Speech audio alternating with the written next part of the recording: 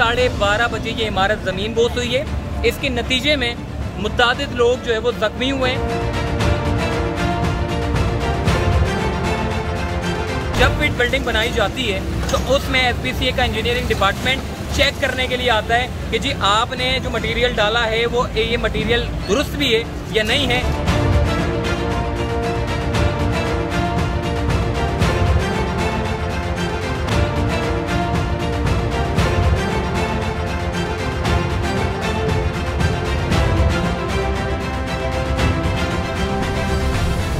अस्सलाम वालेकुम। इस वक्त मैं सुरजानी टाउन में मौजूद हूँ जहाँ पर पूरी इमारत ज़मीन बोस हो गई। बहुत सारे लोग कह रहे हैं जी इमारत ज़मीन बोस हो गई है। ये तो सब बता रहे हैं कि जी ज़मीन बोस हो गई है, मगर ज़मीन बोस क्यों हुई उसकी असल वजह हम आपको बताएंगे। देखें, सबसे पहली जो वजूहात मैं आपको बता दूँ, एक होता है कि नाकिस मटीरियल। यहाँ पर वो मटीरियल डाला गया है कि उस मटीरियल के ऊपर आप इतनी बड़ी इमारत नहीं बना सकते थे। ये 5 मंजिला इमारत थी। बहुत सारे लोग कह रहे थे जी 4 मंजिला इमारत है। मैं बता रहा हूँ, यहाँ के 36 रिहायशियों से मैंने पूछा है, उन्होंने कहा कि 4 मंजिला नहीं बल्कि ये 5 मंजिला इमारत थी। इसका नक्शे में जब हमने पता किया कि जी इसकी अप्रूवल कितनी है, देखें बड़ी टेक्निकल बात मैं आपको बताने जा रहा हूँ। SPCA के का जो अफसरान है वो ज़राए बताते हैं कि जी कम से कम 3 फ्लोर की इजाज़त थी नक्शे में। मैं आपको बताता हूँ 3 फ्लोर की इजाज़त नहीं थी बल्कि ये 2.5 फ्लोर की इजाज़त थी। अब 2.5 फ्लोर से थोड़ा सा टेक्निकली आपको समझाने लगा हूँ। देखिए 2 फ्लोर ऊपर होता है, जबकि बैक साइड की तरफ आप चले जाए जो आप कमरे निकालते हैं वो बेसिकली लीगल होते हैं, यानी कि जो बैक साइड की तरफ कमरे निकलते हैं। अगर फ्रंट की तरफ निकालते हैं तो वो इलीगल होते हैं। 2.5 फ्लोर की ये सिर्फ इजाज़त थी और SPCA के अफसरान बड़े टेक्निकल अंदाज से बताते हैं कि जी हमने 3 फ्लोर की इजाज़त दी थी, मगर ये गैर कानूनी तौर पे इस बिल्डर ने जो ऊपर जो फ्लोर लेकर गया है ये गैर कानूनी था।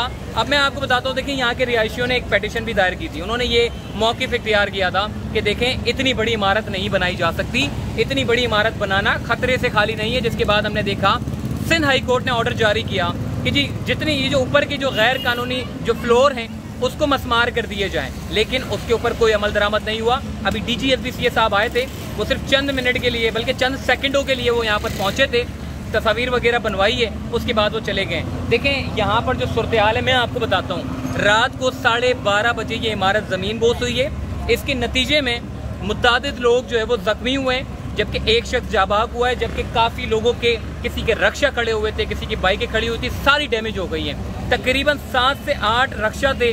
तकरीबन इसके बराबर में जो मस्जिद है, जो बराबर में आप देख रहे हैं मस्जिद, इसका अहाता था, इसके साथ ही दुकानें बनी हुई थी, AC फ्रिज सारी चीज़ें पड़ी हुई थी, नई चीज़ें पड़ी हुई थी दुकानदार की, वो भी सब डैमेज हो गई। इसके साथ साथ जो कुछ था, मतलब बिल्डर ने ये पूरी इमारत जो है वो बेच दी थी। इसका जितना भी था पोजीशन देने का टाइम था सिर्फ 1 महीने में।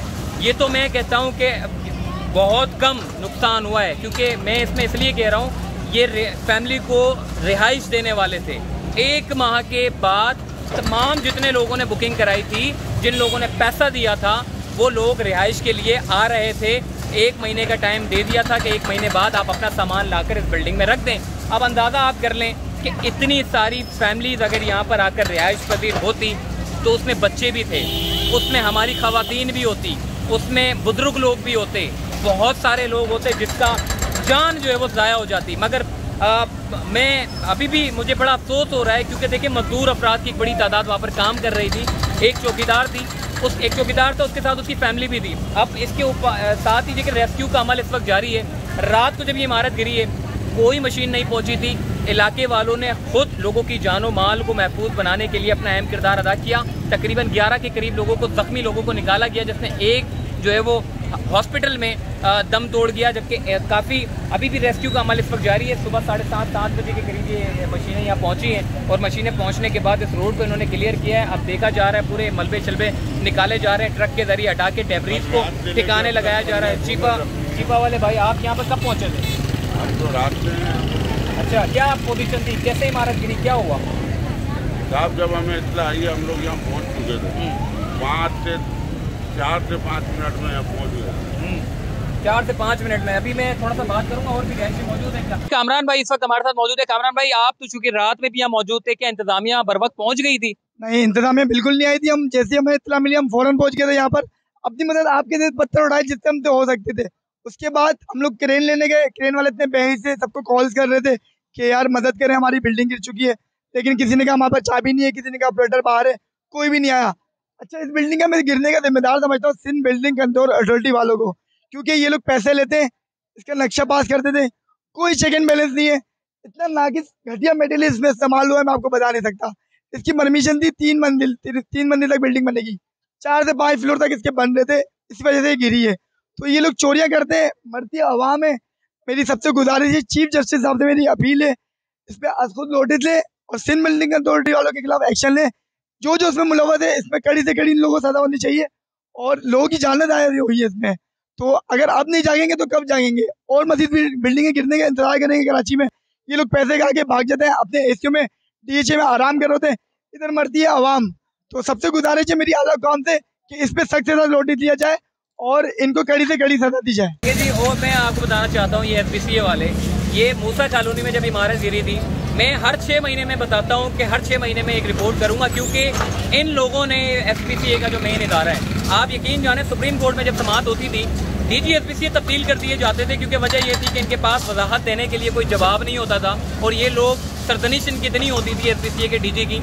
अभी भी कितने तब्दील हो गए, एक नए DG SPCA साहब आए, बड़े मासूम मुझे लग रहे थे, क्योंकि वजह ये है कि वो DHA में रहने वाले लोग हैं, उनको क्या पता है कि सुरजानी में क्या हो रहा है, उनको क्या पता है कि ओल्ड सिटी एरिया में क्या हो रहा है, उनको क्या पता गुलशन इकबाल में क्या हो रहा है। ये देखिए, पूरा एक प्लानिंग होती है, मास्टर प्लान होता है, मास्टर प्लान पर अमल दरामद किया जाता है, मगर बदकिस्मती से जो टाउन अफसरान होते हैं वो इन चीज़ों को अमल दरामद कराने में नाकाम दिखाई देते हैं। नाकामी की वजह क्या है? सबसे बड़ा आपका, आप जानते हैं, मैं भी किसकी तरफ इशारा कर रहा हूँ, जो है माल। अगर माल मिल जाता है तो सारे काम हो जाते हैं। दूसरी चीज़ हमने ये भी देखी है, अब देखें, इन लोगों का तो नुकसान हो गया, क्या इन लोगों को कुछ मिलेगा? क्या इन लोगों के माल का अजाला होगा? बिल्कुल हो सकता है, क्योंकि देखिए हर साल बजट निकाले जाते हैं। ये जो डिजास्टर डिपार्टमेंट होता है, हम देखते हैं कि जितनी भी नागानी आफतें होती हैं, जितना भी इस तरीके के हादसा रूनुमा होते हैं, तो उन लोगों को इमदादी चेक दिए जाते हैं। देखें, इमदादी चेक देने का मकसद ये होता है ताकि हम अपने बुरे वक्त में अपनी आवाम के साथ गवर्नमेंट खड़ी हुई है, लेकिन बदकिस्मती से इस तरह की बेशुमार इमारतें गिर जाती हैं, मगर उनको जो उनके बेचारों के जो दिहाड़ीदार लोग हैं, एक का गधा मर गया। अब मुझे बताएं, वो गधे से अपने रोज का जो है वो काम चलाता था, वो भी जख्मी हुआ, उसका गधा मर गया, अब वो बेचारा ऐसे ही बैठा हुआ है शख्स। अब मैं ये कहना चाहता हूँ कि इतना सारा जिन लोगों का माल का नुकसान हुआ, जिन लोगों के रक्षे, जो बेचारे रोजाना के काम करने वाले लोग थे, वो किस तरीके से अपना दोबारा से रक्षा खरीदेंगे?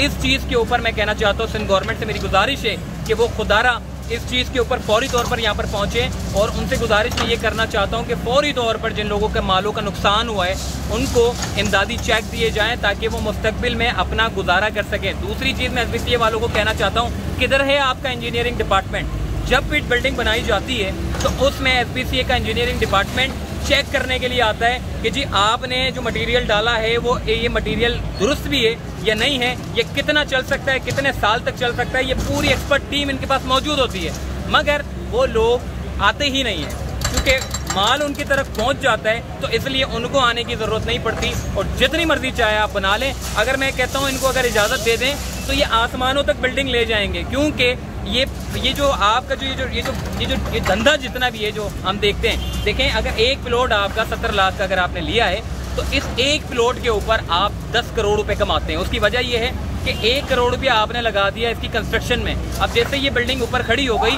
तो एक दुकान आपकी, अब बता रहे, देखिए एक दुकान यहाँ के रिहायशी मुझे बता रहे 1.5 करोड़ रुपए की एक दुकान है। अब आप अंदाजा लगा लें कितना गौरक धंधा है ये, जो रुक ही नहीं पा रहा। Chief justice, retired chief justice Pakistan Gulzar Ahmed साहब ने बड़ी कोशिश की थी, मगर ये बहुत बड़ा धंधा है, और ये धंधा कोई किसी एक बंदे का काम नहीं है, बल्कि इसमें आवाम को भी ताउन करना चाहिए। आवाम भी ये सोचती है कि जी 4 मंजिला बना देते हैं, किराए पे चला देंगे, उसके बाद पैसा आ जाएगा, मगर ये नहीं देखते कि 40 गज का प्लॉट है, कभी भी बारिश आएगी, सारा जमीन बोझ हो सकती है बिल्डिंग। ये सारी सूरत हाल है। अब मैंने 6 महीने के बाद आपको रिपोर्ट करता हूँ, मगर गुज़िश्ता 2 महीने के बाद पहले लियारी में इमारतें गिरी, उसके बाद मूसा कॉलोनी में इमारत गिरी, इसके बाद सुरजानी टाउन में इमारत गिरी। अब अल्लाह करे, मैं ये दुआ करता हूँ अल्लाह से कि खुदा ना खास्ता कोई ऐसी इमारत ना गिरे जिसकी वजह से हमें आकर जो है वो रिपोर्ट करना पड़े। मुस्तकबिल की प्लानिंग अगर कर ली जाए तो मेरा ये ख्याल है कि इस तरह के हादसा रूनुमा नहीं होंगे। तो चलते फिरते से दीजिए इजाज़त, फिर इंशाल्लाह मुलाकात होगी। अल्लाह हाफ़िज़।